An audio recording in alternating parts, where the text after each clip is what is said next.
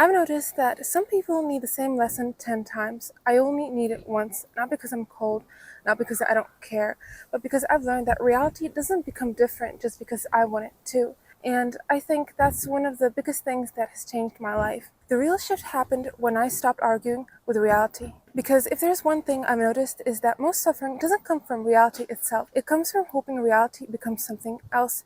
Someone shows you who they are, you don't like it, so you explain anyway.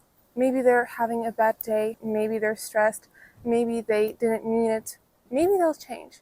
And sometimes that's true, sometimes people deserve grace, but I've also noticed that many people aren't gathering information anymore, they're negotiating with information, and those are two very different things. The first time someone disappoints you, that's information. The first time someone crosses a boundary, that's information. The first time someone shows inconsistency, that's information. And to be clear, I'm not talking about one mistake, I'm talking about patterns. Nobody is perfect. People forget things. People have bad days. I've had bad days. But when the same behavior keeps showing up, eventually that's not a mistake anymore. That's information. The problem isn't the first time. The problem is what happens after. Because the second time starts becoming information about you, about whether you're willing to accept what you're seeing. I've learned that one lesson is enough. I've spent enough time hoping reality would change. It never did. I don't need the universe to explain the same thing 20 times. I don't need five more examples. I don't need a PowerPoint presentation. One example is usually enough. Not because I've lost faith in people, but because I'm paying attention. I think a lot of people confuse understanding with acceptance. I used to do this too. I thought that if I could just understand someone enough, everything would make sense. If I understood their childhood, if I understood their fears, if I understood why they behaved the way they did, then somehow the situation would feel different. But understanding doesn't automatically change reality. People can fully understand your feelings and still choose the same behavior. People can understand exactly what they're doing and still do it. And that was a difficult lesson for me. Part of the reason for that is that for a long time I thought problems came from misunderstanding.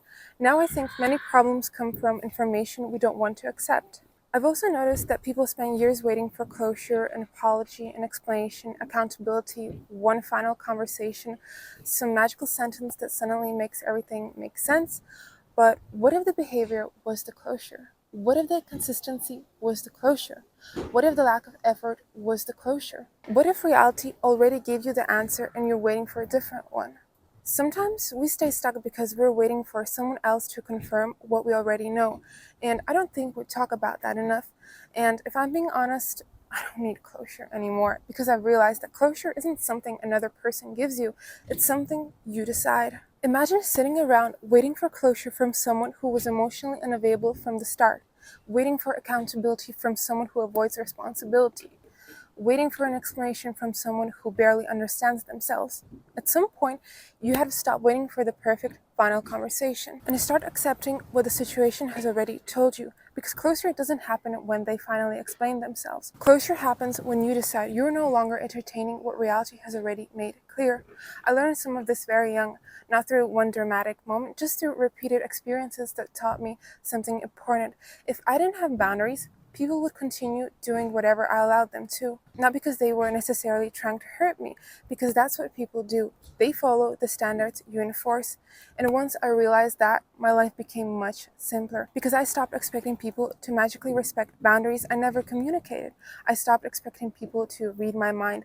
I stopped expecting people to suddenly become different. I started paying attention to what was actually happening instead.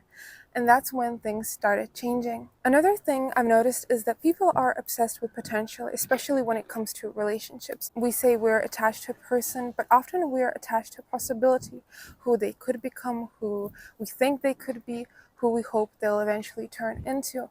And possibilities can keep you stuck for years. Some people aren't in love with reality. They're in love with potential. And potential is dangerous because it always lives in the future. Reality lives in the present. Potential says one day, reality says this is what is happening right now. And I trust reality more. That's why I don't really believe that people change just because we want them to. People can absolutely change. I've seen people change, I've changed. But wanting someone to change and someone choosing to change are two completely different things. And I've learned not to build my decisions around who someone might become one day. I make them based on who they are right now. those are not the same thing. And I think many people waste years confusing the two. And sometimes we stay far longer than we should because we're grieving a future that never actually existed. Not a person, a fantasy. And those can be surprisingly difficult to let go of. We'd rather spend another year waiting than accept that the reality in front of us doesn't match the story in our head. But stories don't create reality. Reality creates reality. And eventually, reality always wins. I think people assume that becoming stronger means becoming less emotional. I don't think that's true. I don't think my life improved because I became less emotional. I think my life improved because I became more decisive. I stopped seeing every disappointment as a tragedy. Sometimes it's just information. Interesting, good to know. And then I move accordingly. That doesn't mean I don't feel things. I do deeply, but I don't let my feelings negotiate with reality anymore because reality doesn't care how badly I want something to be different. Reality just is. And strangely enough, accepting that has brought me more peace than almost anything else. Because self respect, at least for me, isn't dramatic, it's efficient. It saves time, it saves energy, and it saves me from learning the same lesson twice. I respect my time too much. I respect my energy too much. I respect my peace too much to keep relearning lessons I've already learned. The first red flag is information. The second one is a decision. The first disappointment tells me something about them. The second one tells me something about me. Because at some point, the question stops being, why are they doing this? And becomes, why am I still surprised? Why am I still entertaining this?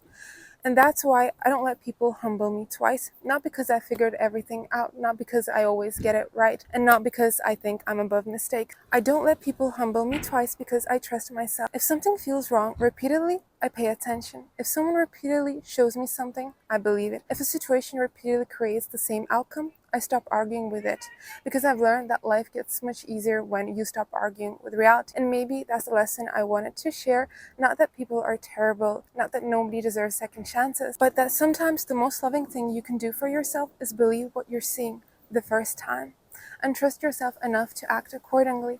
I'd be curious to hear your thoughts. Have you ever stayed in a situation longer than you should have because you hoped it would change? Let me know in the comments. Thank you for watching, and I'll see you in the next one.